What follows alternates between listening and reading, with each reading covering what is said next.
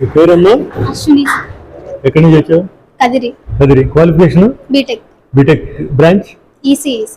Okay, చెప్పండి ఏం అర్థమైందో. Happy independence day sir. Thank you. First of all thanks for giving this opportunity. So sir discuss చేసింది ఏంటంటే మనం గోల్ని ఎలా సెట్ చేసుకోవడం. ఫర్ ఎగ్జాంపుల్ మన లైఫ్లో మనం సక్సెస్ అవ్వాలనుకుంటే కంపల్సరీగా మనం గోల్ అనేది సెట్ చేసుకోవాలి. ఇక్కడ గోల్ సెట్ చేసుకోవడం గురించి వాళ్ళు చెప్పారు. సో ఎలా సెట్ చేసుకోవాలని చెప్పేసి చాలా మందికి కొంతమందికి ఐడియా ఉంటుంది, కొంతమందికి ఐడియా ఉండదు. సో నేను చెప్తాను. ఫస్ట్ మన గురించి మనం అనలైజ్ చేసుకోవాలి, మనం ఏంటని. నెక్స్ట్ ఏ పొజిషన్లో ఉండాలనుకుంటున్నాం, ఎలాంటి పర్సన్స్తో మీట్ అవ్వాలనుకుంటున్నాం, ఎలాంటి ప్లేసెస్కి వెళ్ళాలనుకుంటున్నాం. సో ప్రతి ఒక్కటి కూడా మన సెల్ఫ్ అవేర్నెస్ అనేది మనం చేసుకోవాలి. ఇదంతా చేసుకున్న తర్వాత ఫర్ ఎగ్జాంపుల్ నువ్వు సెల్ఫ్ అనాలిసిస్ చేసుకున్నావు, బట్ నీకు ఇంకా ఐడియా రాలేదు. So SIT down with your friends and discuss what do you want. Sit down with your trainers and discuss what do you want. So అలా అనేది ఫీడ్బ్యాక్ తీసుకోవాలి. Feedback and suggestions చాలా important అని చెప్పేసి మనం డిస్కస్ చేసుకుందాం.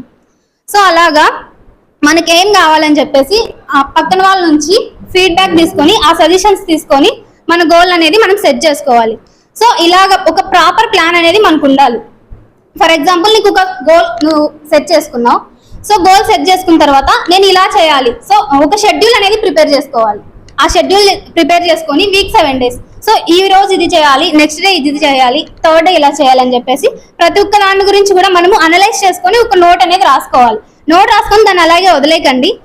ఒక వీకెండ్ కానీ ఒకసారి మనం ఏం రాసుకున్నాము, సో ఏం నోట్ చేసుకున్నాను అనేది నువ్వు ఒకసారి రీకాల్ చేసుకోవాలి. సో అలా చేసుకున్న తర్వాత మనం ఏం పాజిటివ్స్ ఉన్నాయి, ఏం నెగిటివ్స్ ఉన్నాయని చెప్పేసి ఆ నోట్లో మనకు తెలుస్తుంది. సో మన పాజిటివ్స్ పైన మనం వర్క్ చేద్దాం, నెగిటివ్స్ అనేవి లేకుండా క్లియర్ చేసుకుందాం. సో ఇలాగా మన గోల్ని మనం సెట్ చేసుకోవాలి. So happy independence day to all.